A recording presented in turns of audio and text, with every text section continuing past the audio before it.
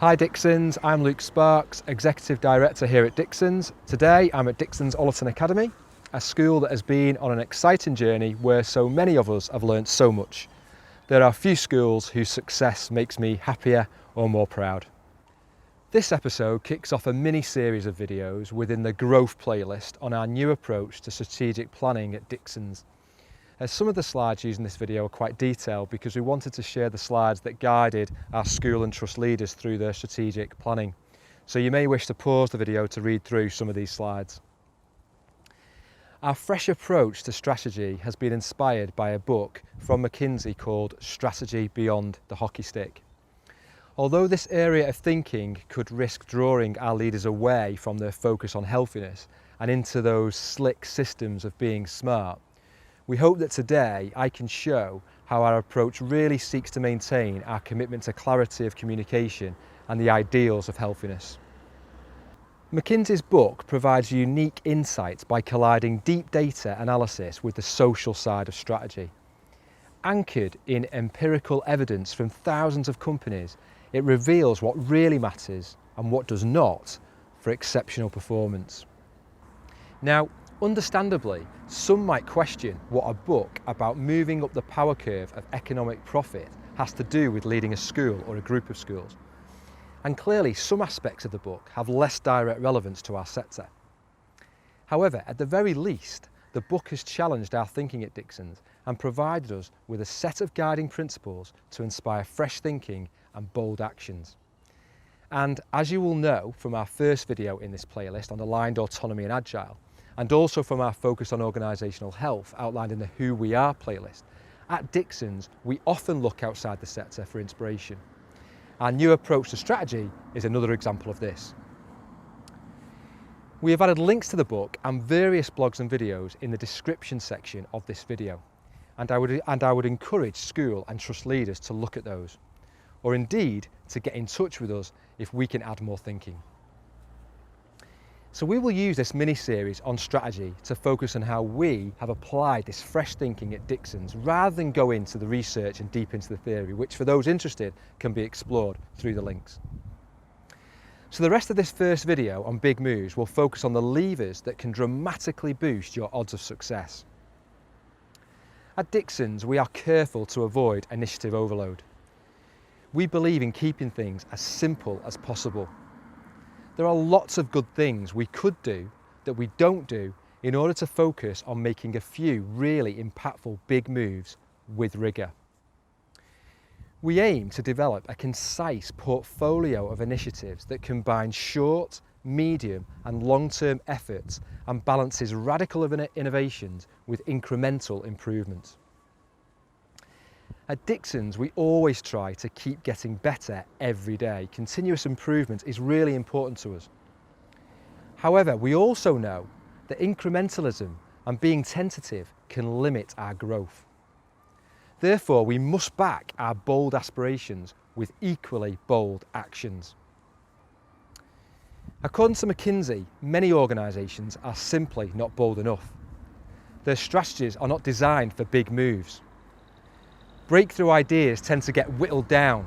The idea feels too risky, too different from what others are doing. Some people might feel left out. It seems safer to come up with a plan that just varies slightly from last year's, to spread resources across the whole organisation rather than bet heavily on a few breakout ideas. However, research indicates that big moves do not need to come at the expense of increased risk. In fact, the biggest risk might lie in not moving at all. There are a small number of levers that, according to empirical evidence from thousands of organisations, can be used to greatly increase our odds of success. You can shift the odds by capitalising on your endowment, riding the right trends, and most importantly, making a few big moves. Your endowment is what you start with. Things you can't change, but that matter in terms of your probabilities of getting even better. In future episodes, our school leaders will share their own worked examples which will help to bring this thinking off the page and screen. According to McKinsey, the three variables that matter most here are your starting revenue or your size, your debt level for your leverage, and your past investment in R&D, so innovation. And endowment determines about 30% of a company's odds of moving up the power curve.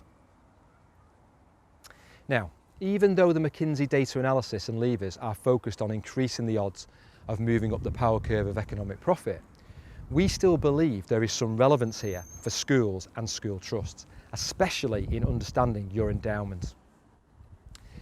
Therefore, at trust and school level, we analyse our starting endowment by doing a teardown of past results to map our current position and to see what came from previous strategic moves and actions. Not being clear about what actually drives performance in our schools lets the social side of strategy rear its ugly head and causes many flawed strategies. Then, each school produces a live list of their most important strategic issues, their critical challenges.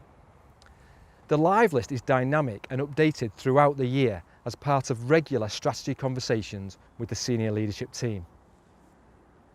Now, as I said earlier, you can't change where you came from. There are some things that you are just stuck with. However, according to McKinsey, the next two groups of levers, trends and moves, you can do something about. You can act on trends. Here, what matters is getting tailwinds instead of headwinds. And those tailwinds can come from the industry you work in or the geography you locate yourself in. Success in riding trends means accurately understanding shifts in the sector, channeling resources towards opportunities and doing it fast. For example, in the past, our students have benefited from the fact our schools have responded quickly to national curriculum changes, and they continue to benefit from the fact we are research informed, driven by our teaching institute. Exposure to high growth geographies can propel organisational growth, which was something we considered when developing our growth plan and making the decision to move to the Northwest. Armed with a thorough, unbiased understanding of where our schools stand and what has been driving their performance, alongside riding the right trends, we can focus on what it would take to get even better. At Dixons, we start this process by developing a 2 to 5 year master plan, which outlines the expected trajectory in 4 simple sequential steps. This master plan was actually inspired by Tesla. Here you can see Tesla's first master plan from 2006. It wasn't all that complicated and basically consisted of, number 1, create a low volume car, which would necessarily be expensive. Number 2, then use that money to develop a medium volume car at a lower price. Number 3, then use that money to create an affordable high volume car. And then finally, number 4, provide solar power. That literally has been on their website for 10 years. And here is our Trust's latest master plan that we wrote this year. Firstly, build financial and talent capacity to ensure consistently high standards across our academies in Bradford and Leeds. Second, move to Liverpool and Manchester to build a Northwest hub. Third, make the Dixons Teaching Institute the go-to place for our academies and the inspiration for the crafting of school culture nationally and internationally. And then finally, number 4, provide education to 20,000 students across the North. This plan should be kept at the front and centre of all your strategy sessions and is one that can be adjusted if you change your initiatives, priorities and big moves. Every big move leads to an update of the expected trajectory of the school. And then the final group of levers is pulling big moves. Big moves are breakout opportunities that are hard to reverse. Think of them as the things the next management team will have to take as givens. At Dixons, we see big moves as being relative to your context. For example, big moves at trust level will be larger scale than those for a school. Also, a turnaround setting may focus its big moves on improvement through alignment to our backbone, whereas a more stable school may focus on growth opportunities and exercise its autonomy. Big moves still need to be big enough to fill the gap between the momentum line, the highly probable trajectory without any additional actions, and the aspiration. According to McKinsey, there are 5 really big moves that matter. The first is productivity improvement. Now, this is a lever that can be pulled with relative certainty. Ensuring the entire organisation consistently drives productivity over time can make a big difference. However, your hard work can be lost when other parts of the organisation absorb the gains, the dreaded German sausage effect, where you squeeze one end and the fat sloshes to the other end. There is a need to be careful to avoid that. At Dixons, thinking linked to this big move focuses on alignment to our backbone. The second big move is differentiation improvement. Innovation can be a big lever for relative performance improvements. We believe that our work on culture is our biggest differentiator. It's what others have said the sector values most about us as a trust. At Dixons, R&D is driven by our Teaching Institute, and this is a key area where we would expect our school leaders to exercise their autonomy. The third big move is resource reallocation. This is about not peanut buttering resources across the organisation. At Dixons, we try to identify breakout opportunities as early as possible and then feed them all the resources they need. It's nearly impossible to make big moves if your resources are spread too thinly, especially when, in education, we have such limited resources to start with. It's much better to bet heavily on a few breakout wins. So at Dixons, we see this big move as being about freeing up resources to build capacity where it matters most. And planning for deallocation, freeing up resources, needs to start early, more than 12 months ahead. The fourth big move is strong capital expenditure. Given the limited resources schools have, this is a harder lever for us to pull. As such, for our schools, we have broadened this to include investment in operating expenditure. A key guiding principle for us here is that it's important to invest in riskier options as well as those that have intrinsic value, for example IT, which is a big area of investment for us at the moment. But also it's important to note that CapEx doesn't make a successful strategy. Additional capacity is just excess capacity unless there is an underlying demand for it. Over the longer term, we expect that we will focus our investments on areas that harness the benefits of automation. The fifth and final big move is programmatic M&A. For our schools, this is the least relevant. However, at trust level, this move is important. According to McKinsey, the myth that 75% of mergers fail has long been dispelled. The most successful style of M&A executes on average at least one merger per year. In this area, practice really does make perfect.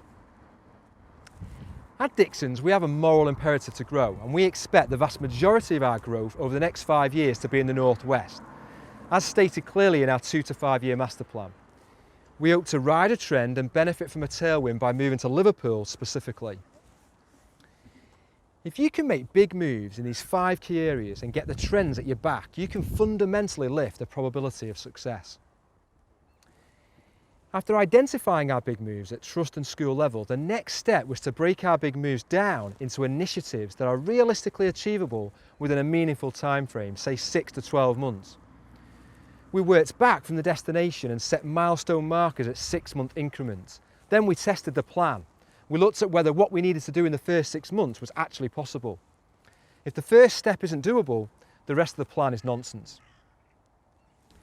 So to conclude this video, strategy is not about developing certainty, but boosting your odds. Start with your endowment. That knowledge will guide your decisions about where to dedicate your efforts. Then, more importantly, you've got to get the trends at your back and pull the 5 big moves that matter.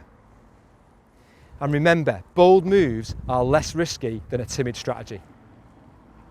In the next video in this mini-series, we will look at the one often overlooked factor that has perplexed generations of leaders and causes so many strategies to not work out as planned: the social side of strategy. I hope you will join us for that, because if culture eats strategy for breakfast, then nowhere is that more evident than in the strategy room. So thank you for listening. I hope you will subscribe to our channel to get notifications of future videos. Thank you.